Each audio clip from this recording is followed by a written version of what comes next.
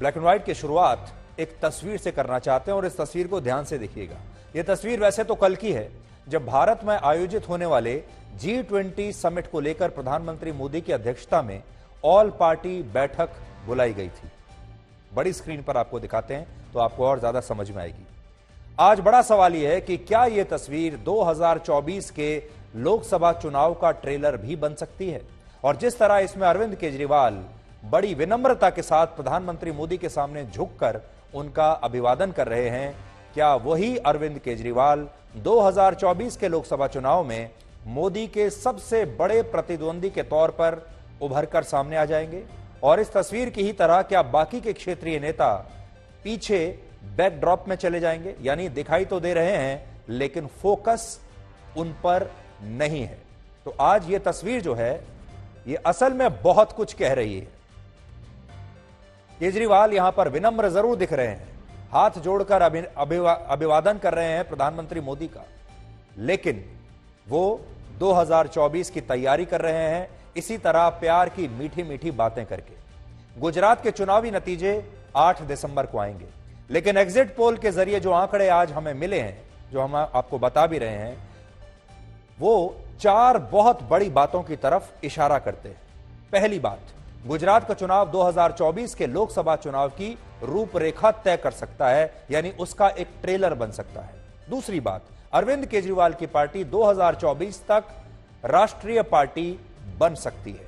तीसरी बात, कांग्रेस जो कि आज एक राष्ट्रीय पार्टी जरूर है, उसकी स्थिति अगले कुछ वर्षों में किसी क्षेत्रीय पार्टी जैसी हो सकती है। और चौथी बात, गुजरात का चुनाव भारतीय राजनीति में एक नए युग की शुरुआत कर सकता है, और यह वो युग होगा जिसमें केजरीवाल का एक राष्ट्रीय सपना है। केजरीवाल अपने आप को एक राष्ट्रीय नेता के तौर पर देखना चाहते हैं, जिसमें राजनीतिक पार्टियों के वोट बैंक अब जातियों से नहीं बल्कि मुफ्त बिजली पानी और मुफ्त की योजनाओं से भरे होंगे। हमारे देश की राजनीति का एक दौर वो था, लंबा दौर, जिसमें वोट बैंक जातियों से बनते थे, अलग अलग धर्मों का कॉम्बिनेशन, अलग अलग जातियों का कॉम्बिनेशन। अगर आप वोट बैंक को एक बास्केट की तरह मान लें तो उसमें आपको बहुत सारी जातियां नजर आएंगी, और जातियों के समीकरण बनाकर एक केमिस्ट्री की लैब की तरह हमारे देश के जो नेता हैं वो जातिगत आधार पर अपना फॉर्मूला बनाते थे। कोई मुस्लिम यादव का फॉर्मूला बनाता था, कोई पिछड़ों का फॉर्मूला बनाता था, कोई दलित प्लस प्लस करके फॉर्मूला बनाता था। कुल मिलाकर सब कुछ जाति और धर्म के आधार पर होता था। लेकिन केजरीवाल ने एक नए युग की राजनीति शुरू कर दी है। अब उसमें ऐसी कौन सी चीज हो सकती है, ऐसा कौन सा फैक्टर हो सकता है जिससे सारे धर्म के लोग और सारी जातियों के लोग एक साथ आ जाएं? उसके बारे में हम आपको बताएंगे। ये कौन सा फैक्टर है, ये कौन सा गुण है जिससे हर जाति के लोग चिपकना चाहेंगे, और उसी गुण के आधार पर केजरीवाल लोकसभा के चुनाव की तैयारी कर रहे हैं।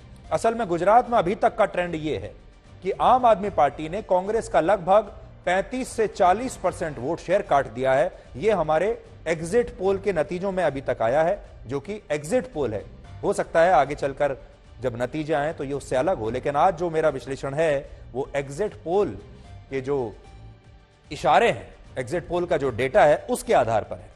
और अब अगर अरविंद केजरीवाल की आम आदमी पार्टी को गुजरात में 15 से 20% वोट भी इस बार मिल जाते हैं तो अगले लोकसभा चुनाव में आम आदमी पार्टी एक क्षेत्रीय पार्टी के तौर पर नहीं बल्कि राष्ट्रीय पार्टी के तौर पर चुनाव लड़ेगी, और केजरीवाल तब तक अपना राजनीतिक कद इतना बढ़ा लेंगे कि वो मोदी के सबसे बड़े प्रतिद्वंदी नजर आने लगेंगे। कांग्रेस आपको पीछे नजर आएगी, और इसका कारण है केजरीवाल की मुफ्त वाली राजनीति, जिससे एक नए युग की शुरुआत भारत की राजनीति में हो रही है।